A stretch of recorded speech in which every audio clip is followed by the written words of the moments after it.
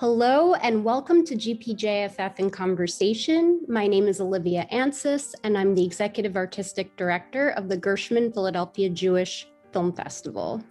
Nir, it's truly an honor to speak with you today. Thank you so much for joining us and for making such a touching and utterly human film like Here We Are. We're thrilled to screen this film as part of our CineMondays series and share this poignant and universal story with our audience. Thank you. Thank you again. Now, before we get into the film, I'd like to take a moment to share just a bit about you, a bit from your bio for those out there who aren't familiar with your work. Nir Bergman is one of Israel's leading film and TV writer-directors. Born in Haifa in 1969, Nir graduated with honors from the Sam Spiegel Film and Television School in Jerusalem in 1998. His debut film, Broken Wings, released in 2002 by Sony Pictures Classics, was a major international success that won several prestigious awards. Since then, Nir has written and directed several award-winning feature films and internationally acclaimed TV series.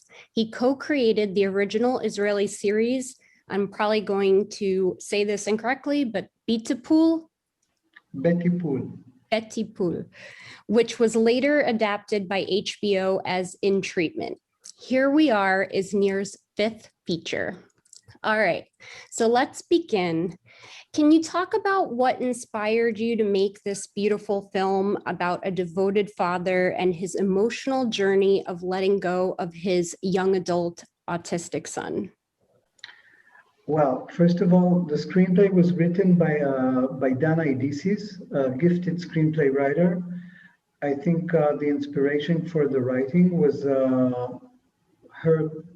her fear of what will happen when her father and her autistic brother will have to separate one day. I think this was the leading question for her journey in writing the screenplay. I met Dana a few years ago and we joined up and I sort of escorted the writing, if you can say. And for me, it was always about wanting to protect your child from the cruel world surrounding us. This was my emotional attachment to the screenplay. Eventually, the story is about a father wanting to protect his son, which is so universal. Sorry. But of course, this is harder for this father to let go because his son is on the autistic spectrum. When my child was born, I held him in my hands and I was thinking that this is the most vulnerable thing in the world and that I don't know if I have the right tools to protect him and to help him grow up. Happily now he's 18 and he's doing great. He's going to the army. What can you do? You know, in Israel, you have to go to the army when you're 18. And still, I feel I need to protect him from the world. But of course, it's different. For Aaron, his kid always stays a little bit childish and therefore more vulnerable and more needs of protection. I think maybe the interesting twist that the screenplay goes through is that when you begin the film, you think that Aaron is sort of the perfect sacrificer, I would say, if it's okay. My English is like a little bit colorful. So when the film begins, you think, okay, the mother is the bad witch. She wants to take the kid from the father, who is like the perfect saint. But as the film goes on, you understand that the picture is more complicated and that the father is a little bit hiding from his life behind the back of his child. Mm-hmm. He's not here only to protect his child, but he gave up his own life because he was himself maybe too fragile for the world, too Mm-hmm. fragile to manage a career, and therefore he had to, I guess, let go of his goals. But then it was really easy for him because in his character, in his humanity, in his nature, it is to protect his son and to give his life for him. So this is a complicated picture, which we tried to show. Um, does that answer your question? So when you met Dana, did you get to know her and understand that this was, a biographical story for her, and you got interested in it and you wanted to direct a film about this? Can you talk a little bit more about how that collaboration came to be? We know each other for years. Okay. While we were working together, Dana did a documentary about her father, and I met him and I met her brother, and we were really, I really love them. They're amazing people. Mhm. And I don't know, we joined up for the project, and emotionally we were totally together in the doing of it. And I guess this is really a shared creation of both of us. I mean, both of us are totally inside the film. I Mhm. don't feel that this is my film, or I don't feel that this is her film. I think this is a real collaboration, and I think this is the way it is, because a writer puts his life inside the screenplay, and there's a director also, and we're not, for hire. We want to tell the story, and I was happy to work with a screenplay writer for the first time, really, on a film. I had some collaborations with other screenplay writer, but this is really the first time for me to really not to write, but only to escort the writing and to direct. And Mhm. it's a very good experience for me, because I also feel in a way much more, um, how do you say, um, Liberated. liberated, but also I'm less with less fears. It's not all the responsibilities on my shoulders, so I can really watch and see the characters and work on it with a liberty that actually I don't have when I write and direct. So Mhm. the experience was really beautiful. We also share, I guess, the same taste in films. We like films that are based on characters, strong characters, driven by the characters, that, about a little change in the relationship in the character's life. So we share taste. We like films that have a lot of humor, but Mhm. but also make you cry. Yeah, yeah, I'm the same. I love those types of films. And this film definitely lived up to that description very well. There were so many humor-filled scenes, but there was always this underlying humanity. And the actors were just so superb in creating the authenticity of this story and their relationship, the closeness. And we'll get more into that later, because there's some scenes in particular that I just was blown away by the performances. But I wanted to touch on something you said, that you enjoy these films that are, character driven and sort of a slice of life into seeing how the subtle ways that people grow and change. So the film that you directed, I believe in 2016 or 2014, Saving Netta. This was, for those of you out there who aren't familiar with the film, It's a film made up of 4 vignettes that explore the lives of 4 very different women. And what ties these vignettes together, superficially at least, is this character named Netta, who appears in each of these stories. And we know by way of the title that this character needs some kind of saving. In the 4th vignette in particular, we meet this character named Sharona, who is played brilliantly by Netta Riskin. She's an Israeli woman who lives in the States now, and she has to return to her birthplace at kibbutz to take care of all of the logistics and everything going on with her mother's death. And at the kibbutz, she's reunited with her sister Dan, who is a person who is intellectually disabled and in need of specialized care. And we see how she's dealing with that relationship and her mother's death and being a mother herself. So I'm reminded of that particular story because you were writing and directing a character that is intellectually disabled. So can you talk about how working on that storyline for Saving Netta informed your direction in Here We Are? I guess you're right. I had some experience in working with the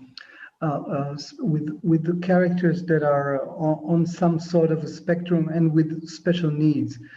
Dan is a very unique character because she's slightly slow in her mind, but also her big obstacle is that she forgets things very, very fast. She forgets. So she goes to sleep, she wakes up, and she doesn't remember that her mother died. Yeah. So which I'm going through with my mom right now because she's, with dementia. So this is like, I'm hearing Dan when she's speaking. So yeah, I had some experience and of course had a lot of research before shooting Saving Netta. But Here We Are is even more or much more challenging because directing someone who's on the autistic spectrum is a very big responsibility to build a character who's really true and that you would see the actor who's playing the cast and you would completely suspend your disbelief when you watch the film. So my first reaction when we finally got the film fund money, the approval of the film, the Israeli Film Fund, because in Israel you cannot do films without the Israeli Film Fund, or it's very hard to do films without that. So when we finally got their approval, I was very scared. I didn't want to do the film. I loved the screenplay very much. I still love Dana's brother, Dana's father, and I was afraid that I would ruin the screenplay. Really. I was really scared. I was really feeling a lot of responsibility.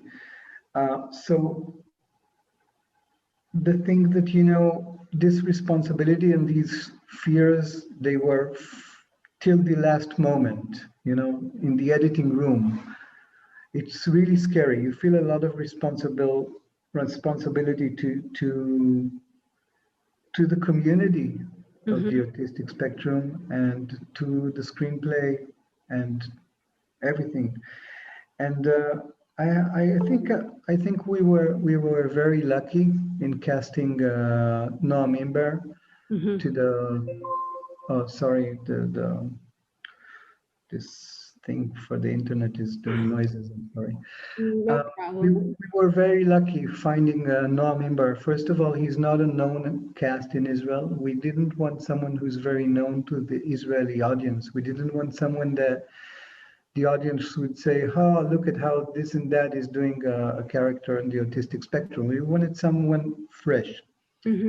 was fresh, and he is very talented, and he did his first audition, and it was like a wow, you know. Mm-hmm. We talked to him and asked a little bit about where does this come from, and then he told us that his father was working with autistic people when he was growing up. So his friends, some of his friends as a child were on the autistic spectrum, and Mm-hmm. because Tom is such big-hearted, he became real friends with them, and he learned, and he sort of was growing up to become, to become this cast, to play this part. Mm-hmm. Um, right now, he got out of the army. He's a working actor and also working with people on the autistic spectrum in special places. Oh, He's a okay. very special kid, and I'm really happy that he's really proud about what he did. But Mm-hmm. right now, we did huge research, for this part, and now he's working in these places, and he says, "Listen, we did well." He wrote to Mm-hmm. me, text on WhatsApp, and so I'm very happy for him, and of course for the film, for his part, because really I was really so scared and feeling such a responsibility in presenting the character and the subject in the right manner, you know. Yeah, yeah. And when you began the casting process, did you have in your mind that you wanted this actor to actually be an actor who's on the spectrum himself, or if that was not something that you wanted from the beginning? Yeah, you want, and you check, you try, Mhm, of course, mhm, but I guess it's very hard in Israel. Um, I think it's quite bigger in America, the options. In mhm, Israel, there's very little actors on the spectrum, and especially on the autistic spectrum, very little. And we had the experience of Dana Idisis herself, because she had a TV series who's called On the Spectrum, mhm, who was written and directed while we were financing our film. And they tried, and they had a lot of experience. She and the director, Yuval Schefferman, they had a lot of experience in that. And I don't think it was possible, mhm, not in these days, not in Israel, not right now. mhm, Um, but we did try to, to do the best for the film. And you know, Dana always says that Uri is with special needs, but she didn't want to have a character who's like a genius in any way, mhm, Um, she wanted to show the routine and how mhm, hard it is, and also how big is the love. And mhm. this is what we try to share. Well, I think the actor that you pick, I mean, he couldn't be more perfect for the role since he grew up with kids that were on the spectrum in some way, and he understood where they were coming from, and he had a sensitivity that Yeah. made his acting even more authentic and moving, I believe. So I think you did an excellent job with him. And so I'd like to also talk about Shai Avivi, who is a very well-known Israeli actor. He plays Uri's father, and Shai, like Noam, was absolutely incredible. His performance was very complex and layered, and he remained utterly grounded and very, from the heart, like very raw the entire time. So, can you talk about how you came to cast Shai for the role of Aharon? Um, well, Shai, first of all, I've worked with Shai before. Shai is an amazing actor. Uh, but first of all, he's like an amazing human being. Um, he's really a special person, Shai. Um, it's very strange because in the last years he's working like crazy. Mhm, in television and in films. He's working like crazy, and only like in the last maybe 2 years he began to think of himself as an actor. Mm-hmm. You know, really. Mm. And I think this part of Aaron was very challenging for Shai because he had to be um, someone very fragile Mm-hmm. and someone that you can see his emotion through his eyes, almost like a, how do you say something that you can see through, like a window? Yeah, like piercing. No, there is a word for that you can see through the window. That something is that you can see through it. How is it called? Translucent, like transparent. No, there's a more Um, simple word that you can see through. You can see through glass. Why can you see through glass? it's clear. Or maybe the word you say is the word I'm looking for. Transparent, you said?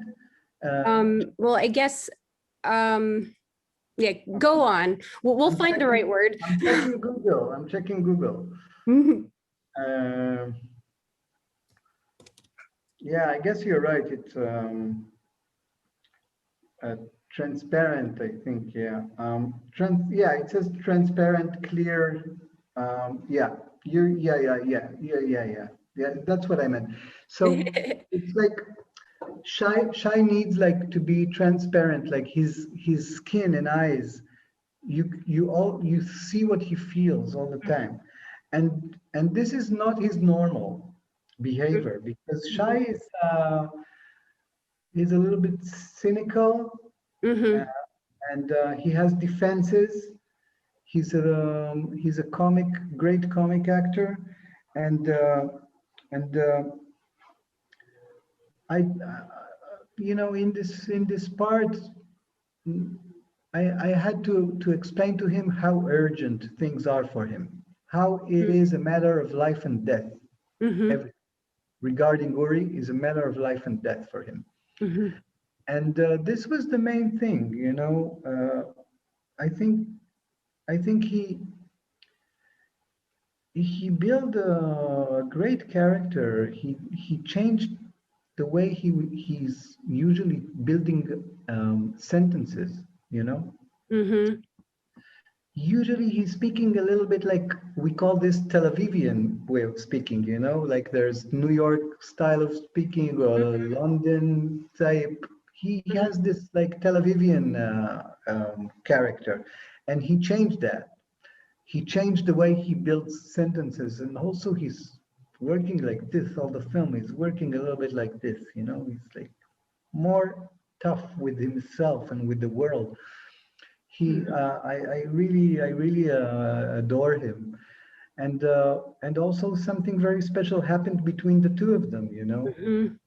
it was like he said that from the first time they met, he felt like that this is his son.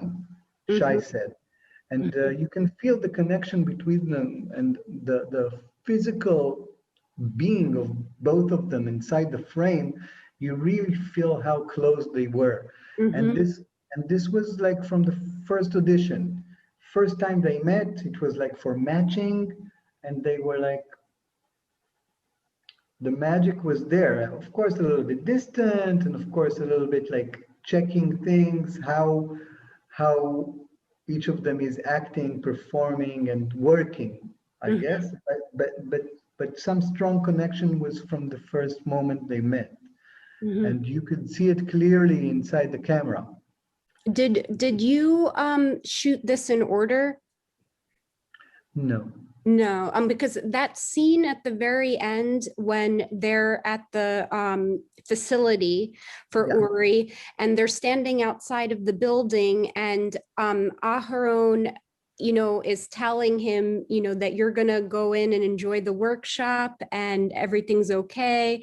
And he touches his face, and like the way that his eyes looked at his son, the character of his son, and touching his face and just the I don't know the chemistry, but like the connection between them, Yeah. like if that scene was not shot, you know, at the very end after they've had this long bonding experience together, but they could achieve that as actors, like at the very beginning. I'm just curious at what No, point. no, you're completely right. We shot this scene at the last 3 days. Yeah. Okay, yeah. One of the last 3 days of shooting. Absolutely. Maybe it was even the last day of shooting. Maybe. Yeah. But Yeah. you're completely right. They had all the relationship built Mhm. to reach this scene. You're absolutely right. Yeah, because like Shy's eyes just they just like broke my heart. Like even remembering what they look like makes me want to cry because like it was just so like you know what I like, you could see everything he was feeling in his eyes, and just like the touching of the face, and you know both of them used their bodies very much in their performance. You know, the body was a huge part of this, and even in the very beginning of the film when they're walking with the bicycles and they're walking like Charlie Chaplin-ish and like exaggerated, you know, can you talk about just how you directed them in terms of using their bodies like and being intimate, you know, in physical space together? First of all, Uri is very tall, and we learned in our research that there are not a lot of autistic people on the spectrum, on the autistic spectrum in Israel at least, that are so tall.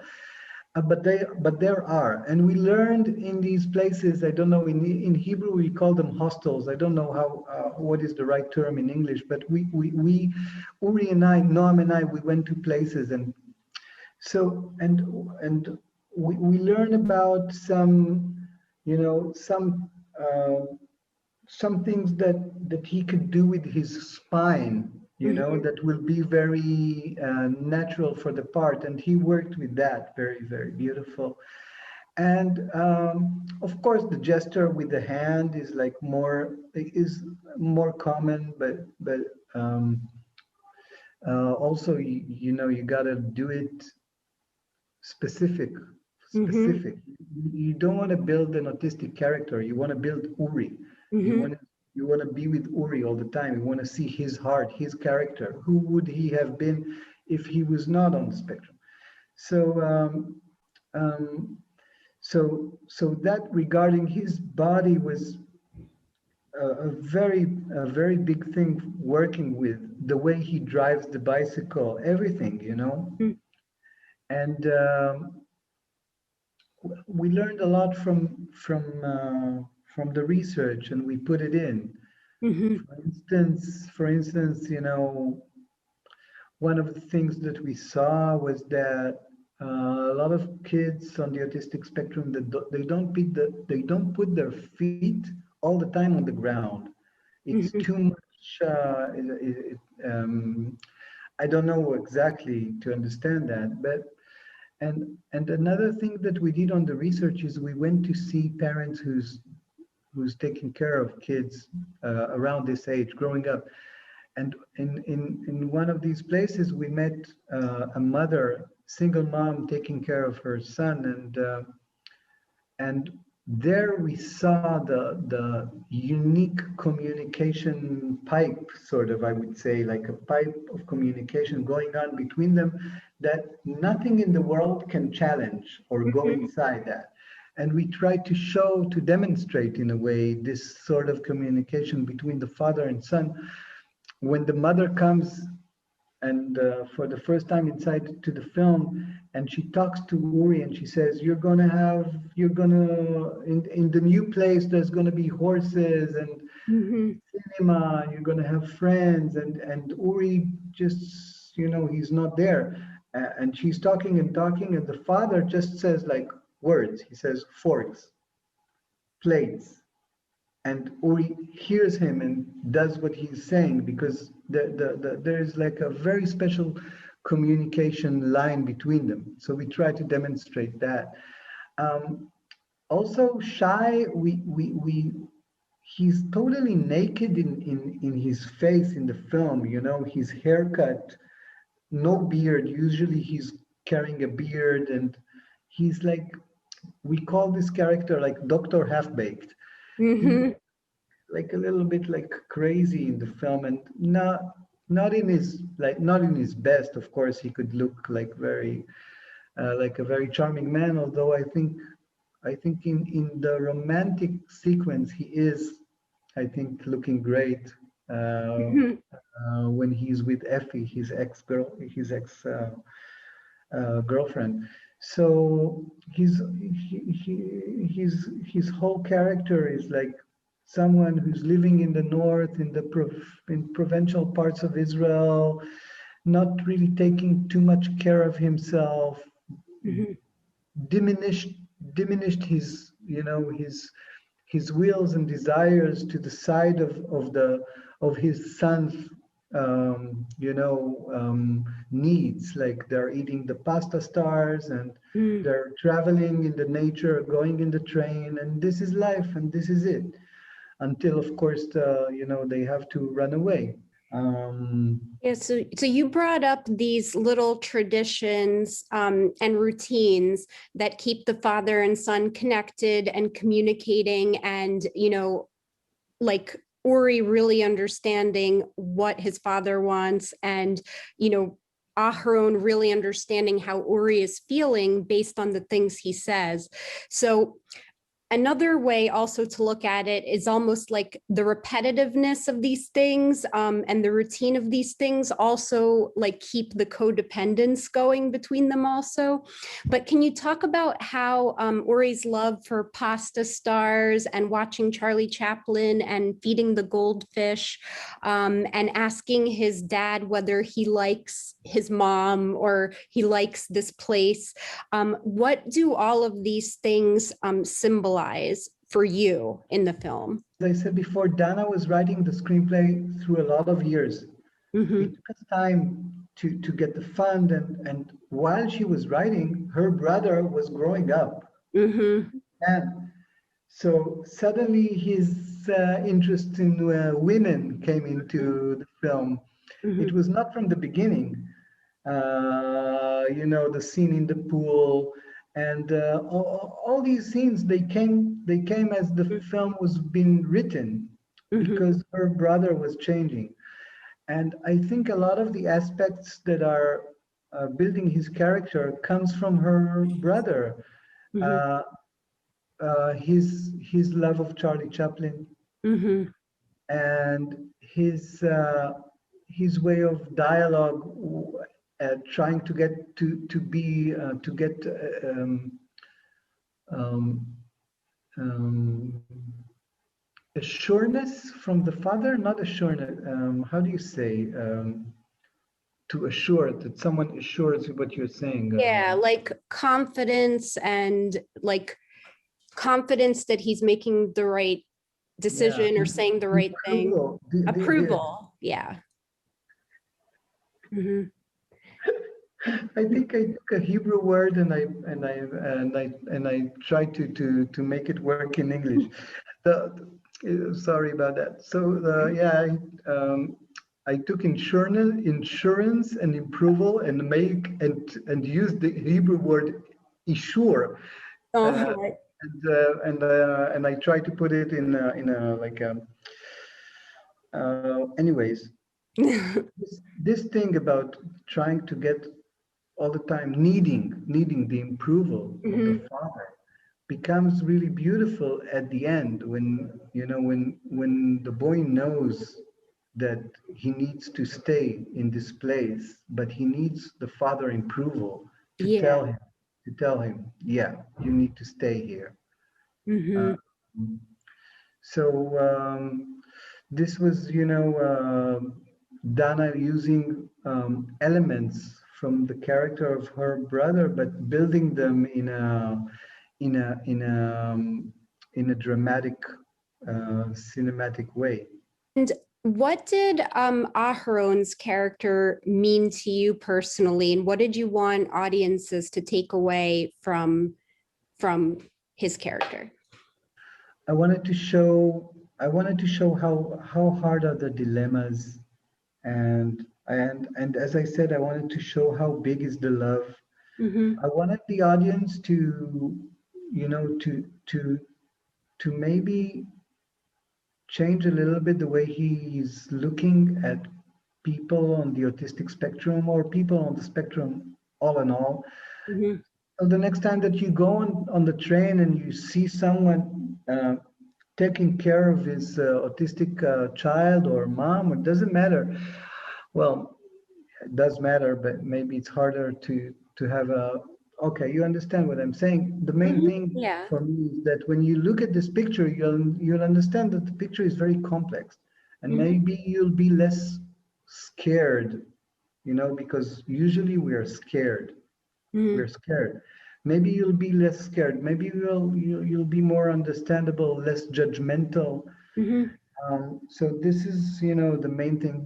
But also I wanted to show another element which we a little bit talked about at the beginning, that that you know, we take care of our kids Mm-hmm. so strongly, and so like it's a matter of life and death for us. It's so important for us, but sometimes we don't see, Mm-hmm. because we are so identifying and we're so into, you know, the way that we think. We're like horses with blinders, Mm-hmm. and and and and we also need to let go. We also need to let them grow. Mm-hmm. And we also need to divide ourselves from them and to be able to see them completely, which of course is so hard, but it's easy to say. So I'm saying, Mm-hmm. Yeah, and I mean, I don't think this is your case because you know you're a working director and you're always in the middle of a project, but maybe you know some parents get so involved with raising their kids and so involved in their kids' development that maybe a part of this letting go process is also you know having to refine who they are, and when they become independent of their own child, who are they, you know, who have they become in that time span from before they had this child to now being alone again, you know, in a way alone with yourself again. So it's almost like reconnecting with yourself can be a little bit intimidating and scary. absolutely, at the end of the film, Aaron is standing and confronting, in a way, his life, his decisions, his detachment from his brother, and you know, the sort of failure of his career and his love life. Now he'll have to, you know, to make some some soul questions, to deal with some real strong questions regarding his life right now. And but I think his future is going to be fine. I feel that he's Mhm. going to be okay. I have a feeling that he's going to connect his brother again, and maybe, you know, maybe have a new love in his life. I don't know. We don't know. We couldn't solve that in the film. We wanted to, but we could not. But I have to tell you something regarding what you said before. I do this mistake all the time. I identify too strongly with my kids, and it's hard for me to, you know, to separate myself from them, Mhm. especially the boys. With my girl, it's much easier. Um, but with them, there's like I do this mistake all the time. It's very hard for me with the boys to you know to try and separate and to see them completely, not with my expectations of them, Mhm. and not with my yeah, you know, parenthood. It's Mhm. the challenge of our life. Mhm. Yeah, and also just being the kid, you know, like when you grow up, like right now, you know, my mom is in this position where sometimes she needs my help and I feel like I'm parenting her in a way, you know, so it's sort of switching roles as we age. That also is a very difficult and also, you Yeah, know, interesting transition. absolutely. So I was curious as to what scenes in the film were your favorite or had the most poignance for you? For me, the most I love the best two moments for me of in the film are two moments of Aaron actually, Mhm, the father. One of them, the first one is when they're packing, the mother and the kid are packing, mhm, and you see him from behind, and he's just hearing their dialogue. You need this, you need that, and the boy says, and then you have his close up, and the boy says, "Do I like yellow, Dad?" And he says, like a very small, "Yes, you do." And so this is one of the moments that I really love. The mhm, other one is when the father is eating his ice cream, at night in the bus bus station. mhm, The kid is sleeping, and he has like this little moment that he's eating an ice cream, like a little ice cream that he can suddenly taste something different from the boy's taste. He has a moment with himself, and he's alone. The place is empty. You just see one homeless person like going through the garbage.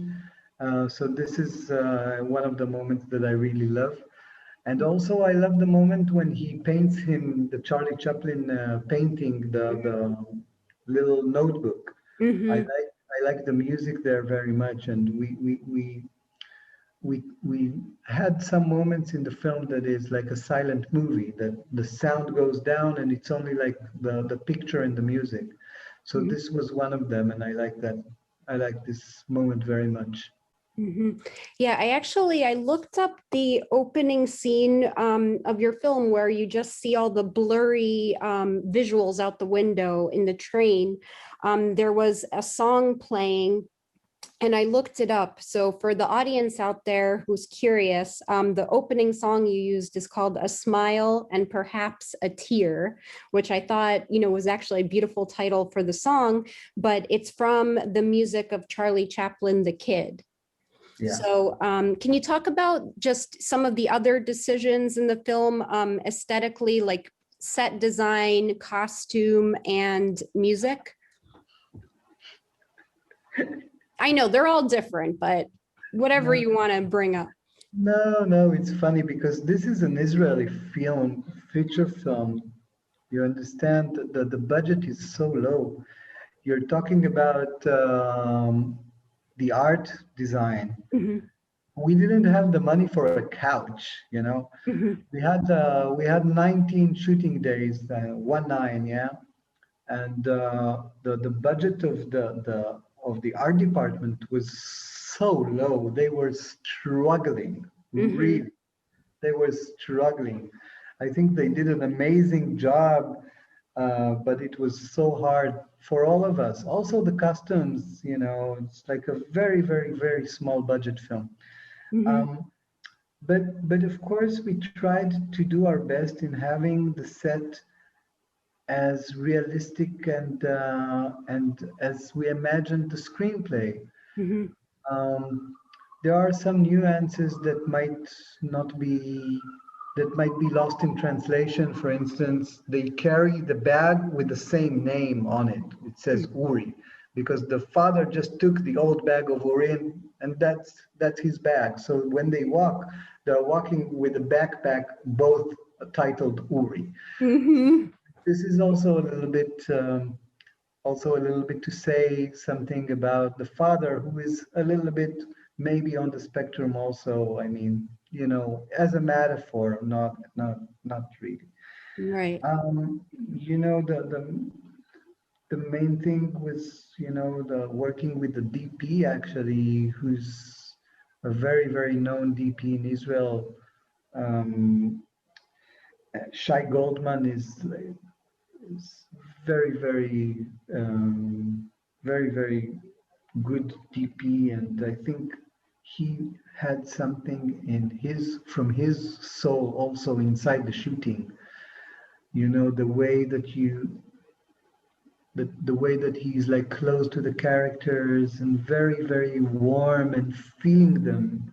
You know, we in a few scenes we try to catch them really like together in the frame, that know, that they are all the time, you see them together. All the time they are aware of where the other one is. And so I think he did a fantastic job, you know, in this really low budget film. There was one more aspect that you Oh, music. the music. Oh yeah, well, I forget the last name of Matteo. He's Italian. He's not. I'm not. I don't know him. I never met him. I mean, because of Corona, we never met. Okay. When we started working on in the editing, on the music, the Corona started. So me and Matteo, we met only on WhatsApp videos, video, and I think he did an incredible work with the film, working with the ideas of a silent movie, with the idea of Charlie Chaplin. But then, when we found this ukulele for the kid, it was like a key to have the father with the piano and the son with like this little instrument. And you know, he told me that he saw the film for the first time with no translation. He and his wife were crying. And so the whole film is, you know, a collaboration of a lot of artists that put their heart inside it. And you can really feel it. I think you can really feel the DP heart inside, and the music, the music composer. You feel his heart. I really need to memorize his last name. I feel bad. I'm sorry about that. But for my defense, I could say that this is an Italian family name, and it's hard to remember. Yeah, but it was very special working with him. I was supposed to go to Italy to do the whole post-production with him and to finish the music, but then we could not. We did everything in Israel. Yeah, and Italy was one of the hardest hit countries at first, so I'm sure he was going through a lot of stuff while he was doing this. Absolutely, yeah. It was really scary for him. He was really close to, well, all of us are close to the pandemic, but in these days we were not knowing what's what. Yeah, it was really scary. He had to close his studio and to work from home, and it was challenging. But of course, you know, we're okay. Some people are less. And what is the most important thing for you as a director? Like, what is your approach as a director? What do you want to express as a director? And I don't mean specific to this movie or any other film, but just, you know, what do you feel makes a director a good director? It's a hard question. It's really hard. I really, I mean,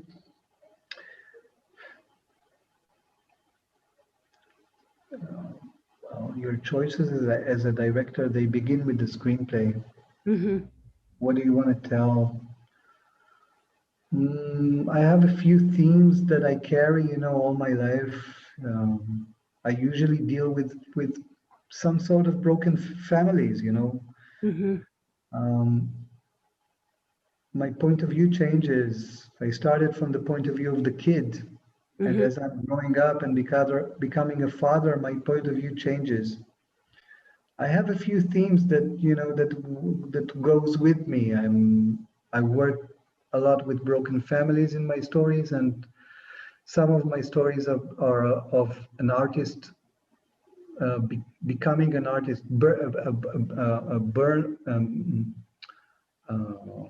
you know, born of an artist. You know, for instance, Intimate Grammar is about a kid who's going to grow up and become an author.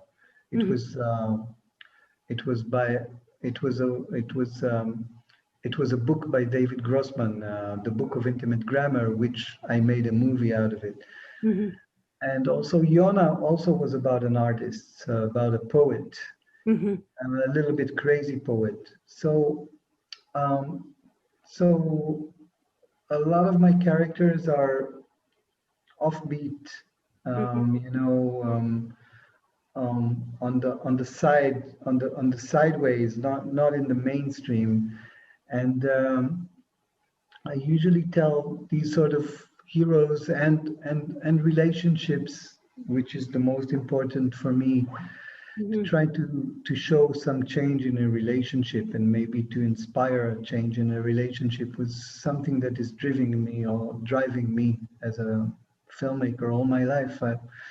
I all the time I look at films as books, as novels, Mhm. and I try to tell um, very small stories, but with an epic feeling for them. Um, and um, and of course, you know, I am changing, and my creation is changing as you know as I grow up. Maybe I'm becoming more responsible. Mhm. You know, as a young filmmaker, you see you have a more revel inside you, and now I feel more responsible as a filmmaker. My last TV series, for instance, was a very social series. It was about ex-cons trying to start again. Mhm. It's called Just for Today, and it was, you know, trying to say something about the social life in Israel, the social conditions Mhm. uh, of Israel. And so maybe I feel like mm, more responsible, even more political these days. And I don't know. I don't have a period at the end of this sentence. No, that was really well expressed. I mean, I could see that from seeing your past films and also from watching this film. And I'm very interested to see what you do next. Do you have a project you're working on now or what you're about to embark on? Oh, well, I have a few. It's always working, you know, because we're it's very hard, as you understand, you know. It's not that my next project is like, you know, the budget is just waiting for me to grab it and to start shooting. So I'm developing a few projects, Mhm. and I'm waiting. It's like throwing balls, bows. How do you say? Like Darts? when you fish. No, no Oh, darts. okay. Yeah, I don't fish, but like the hook, the line, Yeah, line in the yeah. water. So yeah, I have a few lines in the water. I'm trying to catch a good fish, a big fish, and you know, to make it my next project. But they're all very interesting projects, really. Mhm. Um, One is actually an American project. It's based on the memoirs of Michael Greenberg, the author and newspaper writer. No, yeah, yeah, there's a special way of saying newspaper writer in Hebrew. There's just one way, but publisher, I don't know. Anyways, Journalist? journalist, yeah, no, publicist, I don't know. Mhm. Anyways, Michael Greenberg is a friend and a writer, and we're working on a screenplay from his book, which is called Hurry Down Sunshine. Oh, And okay. we adapted this book to something that's going to be in Israel. It's about an American author leaving America Mhm. in the days of Trump, and Mhm. he's in Jerusalem, Mhm. and his daughter comes to visit, and this visit is changing the life of both of them forever. And it's based about his life, but it's also a free adaptation of the memoirs because we're taking it to Israel. So this is very interesting for me. And also, there's a project about uh, a religious couple. which is also a feature film about a woman, very young woman, who discovers her husband is gay, although they have 4 kids. It's totally unacceptable in their community, and this is a very, very funny and sad story, but also with tension. And I'm working on that with a religious writer, screenplay writer who was religious. Her husband was gay, is gay, and they had to separate. They wanted to separate, and she's telling her story, but in a very unique way. So yeah, these are two projects right now that I'm working on. Well, they both sound very interesting. I can't wait to see them. Although I'm sure it will take years to get all the funding and everything. Yeah. Yeah, I mean, at least the good news is that the pandemic seems like it's going to be a little more under control with the vaccine. So, and Israel was one of the first to get most of the country vaccinated. Yeah. Yeah. Everybody's vaccine, but still they are not opening the cinemas because they're not letting them sell popcorn. Right. So they cannot get kids inside, and they cannot eat the popcorn inside when they watch the film. So cinemas are still closed. Yeah. During the pandemic, did you find that you were watching different kinds of movies because you were streaming? Or did you increase how many films you've seen during the pandemic, or it had no effect? I don't know. I think Here We Are had an effect on me because I lost my love for films for some time, or went on to watch more television like everybody else. And this film it brought back the love of films for me, and because it's a different art, films, than television, and I love films so much. And yeah, I watch a lot of films all the time. Of course, right now I watch them on television, but what can you do? Right. Yeah. Yeah, and so I have like 2 last questions. How was Here We Are received in Israel and internationally? And did you screen it with any audiences that were on the spectrum? Well, Here We Are hasn't been shown in Israel. Oh, really? Yeah, the cinemas are closed since March. Oh, but I thought maybe they broadcast it. No? Okay. No, we are waiting. We did have some like test screenings, and it was on the Israeli Academy on the internet. It won prizes, writing, directing, and both of the main characters. They got the best actor and best supporting, and we received great reactions from the audience of the Academy, but we still cannot show it. In our test screenings, we did show it to some friends who has kids on the autistic spectrum, and their reaction was that it was the first time that they saw a real presentation of the autistic spectrum on the screen. That was their reaction. For me, the strongest reaction was, of course, from Dana's parents. Her father and her mother, they loved the film very much, and this was very, very, very important for me. Because I knew I did right, and they were very authentic with their reaction. This was really important. Yeah, most important reaction for me. Yeah, I mean, I think our audience is really going to be moved by this film, and will find it as powerful as our screening committee did. Yeah, I will definitely share the audience reactions with you. Yeah, I mean, it's truly an honor to have this film in our lineup. I thought it was so beautiful. I would be very proud of this work, if I was you.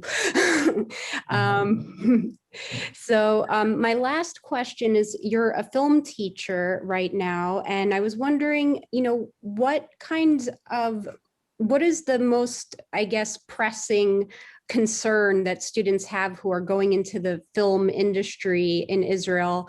What do they ask you? What kind of advice do they come to you for? Well, you know, this is a good time for filmmakers in Israel, especially regarding television. Mm-hmm. So many options, so many windows are opening. So I guess that they know that that there's a chance for them to make their project, but I think they're very afraid whether they will be able to do their first project. It's Mm-hmm. always the hardest. It's Mm-hmm. always the hardest. You always need to be patient, and suddenly you see your friends and they are starting to work before you, and they have a lot of questions. I teach them at third year, Mm-hmm. and we do a movie together. 7 shorts. We do 7 shorts each year, Mm-hmm. and I try to give them, the best that I can in the way that I, what anything that I could give them in regarding what is it to direct, you Mm-hmm. know.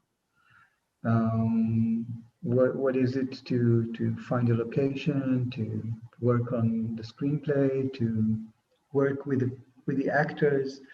Working with the actors, I guess, is the hardest because they're not machines.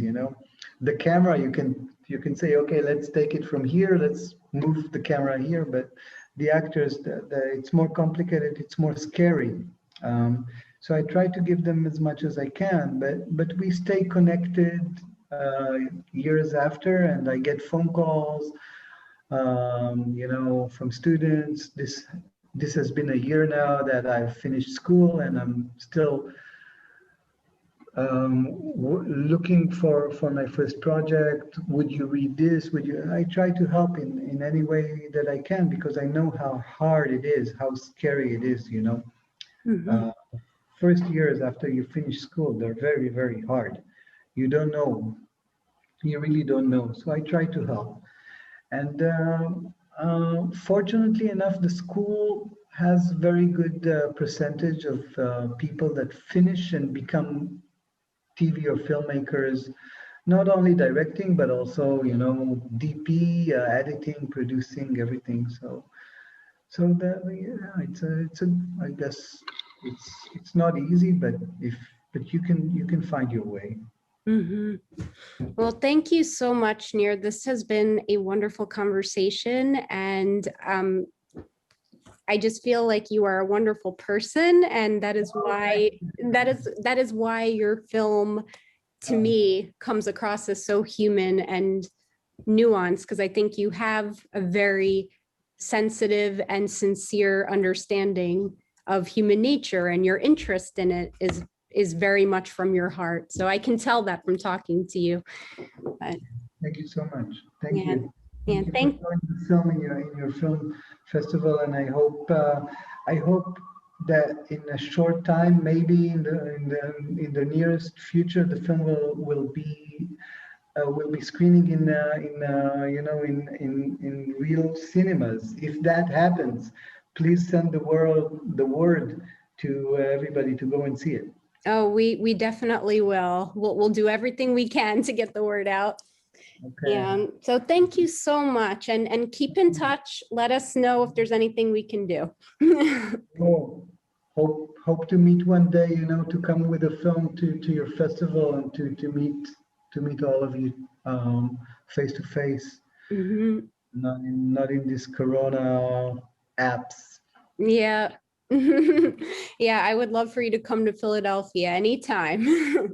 So, so maybe in the future. Thank you so much. Yeah, thank you. Thank you so much. All right, take care. Have a good night. Get some Yeah. sleep. Okay. No, All right. Bye-bye. ciao. Bye. Bye.